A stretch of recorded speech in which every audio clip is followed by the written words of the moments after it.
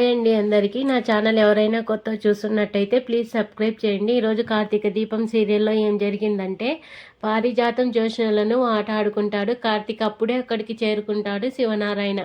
ఇక దశరథ ఏమో దాస్తానని గుడిలో కలిశానని చెప్పాడు. మరి నువ్వేమో కిడ్నాప్ అంటున్నావు, అసలు ఏం జరుగుతోంది ఇక్కడ అని కార్తీక్ని అడుగుతాడు. దీనికి కార్తీక్ చాలా కూల్గా, తాత ఇందులో అంత కంగారు పడాల్సింది ఏముంది, ఎక్కడో ఏదో తేడా కొడుతోంది కదా అని పరోక్షంగా పారిజాతం వైపు చూస్తూ అంటాడు.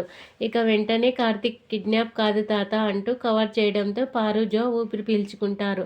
ఇక శివనారాయణ మాత్రం నాకు ఇవన్నీ కాదు కార్తీక్, సుమిత్రకు ఆపరేషన్ జరిగి తను మళ్ళీ మామూలు మనిషి అవుతుందా లేదా అన్నదే నా భయం అని భారంగా నిట్టూరుస్తూ అక్కడి నుంచి వెళ్ళిపోతాడు. ఇక అప్పుడు కార్తీక్ పారిజాతం వైపు తిరిగి, భలే తప్పించుకున్నావు పారు, నీ టైం బాగుంది అని నవ్వుతాడు.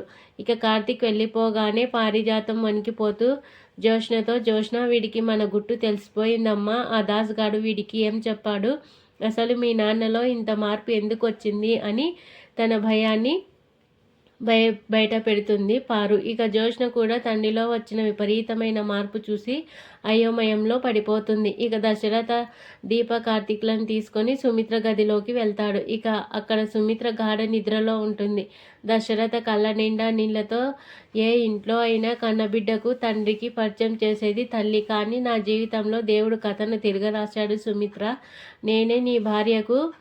నేనే నా భార్యకు మన కన్న కూతురు ఎవరో చెప్పాల్సిన పరిస్థితి వచ్చిందని భావోద్వేగానికి లోనవుతాడు. ఇక దీప చేతిని పట్టుకొని, నీ ప్రాణాలు కాపాడేది నీ కన్న కూతురే అని నీకు తెలియాలి సుమిత్ర, ఈరోజు ఏమైనా సరే నిజం చెప్పేస్తాను అంటూ గట్టిగా చెప్పబోతాడు. ఇక సుమిత్రతో దశరథ్, ఇక దీపే కన్న కూతురు అని చెబుతుంటే దీప కార్తీక్లు షాక్ అవుతారు. ఇక సుమిత్ర ఆరోగ్యం దృష్ట్యా ఇప్పుడు నిజం బయటపడకూడదని భావించిన కార్తీక్ దశరథను బయటికి తీసుకురావడానికి ప్రయత్నిస్తాడు.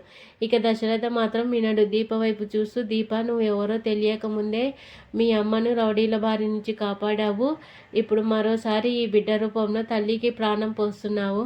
నిన్నటి వరకు నాకు ప్రాణభయం ఉండేది, కానీ ఇప్పుడు కన్న కూతురు పక్కన ఉందన్న ధైర్యం వచ్చింది అని చెప్తాడు. ఇక కార్తీక్ మాత్రం, మామయ్య అత్తకు ఆపరేషన్ పూర్తయ్యే వరకే, కోలుకునే వరకు ఈ విషయం ఎవరికి తెలియకూడదు, ఇది దీప భద్రతకు కూడా ముఖ్యమని నచ్చజెప్పి దీపను బలవంతంగా అక్కడి నుంచి తీసుకెళ్తాడు. ఇక అప్పుడు దశరథ ఆవేదనంగా, గతంలో నా బిడ్డను పొత్తిళ్లలో ఉన్నప్పుడే ఇలాగే తీసుకెళ్ళిపోయారు, ఇప్పుడు నువ్వు కూడా నా కళ్ళ ముందే నా బిడ్డను తీసుకెళ్ళిపోతావా కార్తీక్ అని అడిగిన ప్రశ్న కార్తీక్ దీపలను కదిలిస్తుంది. ఇక జ్యోత్స్న పారిజాతం కలిసి దీపను ఎలాగైనా అవమానించాలని ప్లాన్ చేశారు. ఇక దీప కాఫీ కప్పుతో వస్తుండగా జ్యోత్స్న కావాలని తన కాలు అడ్డు పెడుతుంది. ఇక దీప తడబడి పడిపోతుండగా ఆమె చేతిలోని కాఫీ కప్పు సరిగ్గా వెళ్ళి పారిజాతం మీద పడతాయి. ఇక పారిజాతం కోపంతో ఊగిపోతూ, పని మనిషివి, నీకు అంత పొగరు, కళ్ళు నెత్తికెక్కాయా అని దీపను కొట్టబోతుంది. ఇక అప్పుడే అక్కడికి వచ్చిన దశరథ సింహంలా గర్జించి పారిజాతం చేతిని ఆపుతాడు. ఇక జ్యోత్స్న, నువ్వు కాలు ఎందుకు అడ్డం పెట్టావు అని సూటిగా ప్రశ్నిస్తాడు.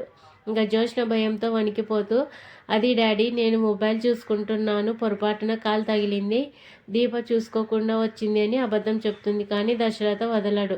అసలు తప్పంతా పారిజాతానిదే అని గట్టిగా మండిపడతాడు. ఇక పారిజాతం ఎదురుగా దాడి చేస్తూ, దీప పని మనిషి కాదు కదా, తను చేసిన తప్పుకు నేను అడగకూడదా అని అడుగుతుంది. ఇక అప్పుడు దశరథ అంతకుముందు సంచలన వ్యాఖ్యలు చేశాడు. ఇక దీప పని మనిషి కాదు, తను నా మేనల్లుడి భార్య, నా చెల్లెలి కోడలు, నీకు తను పని మనిషి కావచ్చు, కానీ నాకు మాత్రం నా ఇంటి మనిషి, నా ఆప్తురాలు, నా శ్రేయోభిలాషి, అంతకంటే ముఖ్యంగా నా భార్య ప్రాణదాత అని స్పష్టం చేశాడు. ఇక పారిజాతం షాక్ తిని, ఎప్పుడో ప్రాణాలు కాపాడితే గతాన్ని పట్టుకొని వేలాడుతావా అని వెటకారంగా అంటే దశరథ ఘాటుగా సమాధానం ఇస్తాడు. నీకు అది గతమే కావచ్చు, కానీ అది ఒక కథ, తను కడుపుతో ఉన్న మనిషి అని కూడా చూడకుండా తనతో పని చేయిస్తారా, ఇకపై కాఫీ కావాలంటే దీపని అడగకండి, జ్యోత్స్నను అడగండి అని తేల్చి చెప్తాడు. ఇక నేనెందుకు కాఫీ పెట్టాలి డాడీ, నేను కిచెన్లోకి వెళ్ళడం నువ్వు ఎప్పుడైనా చూసావా అని జ్యోత్స్న ఎదురు తిరుగుతుంది. దానికి దశరథ, జ్యోత్స్న, నువ్వు జీవితాంతం ఇక్కడే ఉండవు కదా, రేపు పెళ్లి చేసుకుని అత్తారింటికి వెళ్ళినప్పుడు అక్కడ భర్త కాఫీ అడిగితే నాకు రాదు అని చెప్తావా, ఆడపిల్ల అన్నాక పద్ధతులు, వంట వార్పు నేర్చుకోవాలి, ఈ రోజు నుంచి నువ్వు ఇంటి పను మొదలుపెట్టు అని ఆజ్ఞాపిస్తాడు. ఇక శివనారాయణ కలగజేసుకొని, ఏమైంది దశరథ, ఎందుకు జ్యోత్స్న మీద ఇంత కోపం అని అడిగితే, కోపం కాదు నాన్న, క్రమశిక్షణ.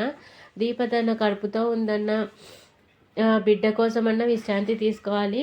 తనని ఎవరైనా ఒక్క మాట అన్నా నేను భరించలేను అని గట్టిగా చెప్తాడు. ఇక చివరిగా శివనారాయణ కూడా కొంత మెతక వైఖరి చూపిస్తాడు. ఇక కాంచన, దశరథ ఇద్దరు కూడా దీప కడుపులో ఉంది తన తల్లి అని అనుకుంటున్నారు. అందుకే దశరథ దీప విషయంలో అంత జాగ్రత్తగా ఉంటున్నాడని పారిజాతం జ్యోత్స్నలకు నచ్చజెప్తాడు. ఇక శివనారాయణ పారిజాతం మాత్రం రగిలిపోతూ, జ్యోత్స్న, మీ నాన్నకి ఏదో అయ్యింది, దీపక్ ఇప్పుడు ఒక్క మాట కూడా అననివ్వటం లేదు అని అంటుంది. నీ కోపాన్ని, నీ సంతోషాన్ని చూసి నేను తట్టుకోలేకపోతున్నాను మామయ్య. అత్త దగ్గరై కొంచెం ఉంటే నిజం చెప్పేవాడివి, ఇప్పుడు అందరి నిజం తెలిసేలా మాట్లాడుతున్నావు అని దశరథతో అంటాడు కార్తీక్. అయినప్పటికీ దశరథ మాత్రం దీనిపై దీపపై తన ప్రేమని చూపిస్తాడు. అక్కడితో ఎపిసోడ్ పూర్తవుతుంది.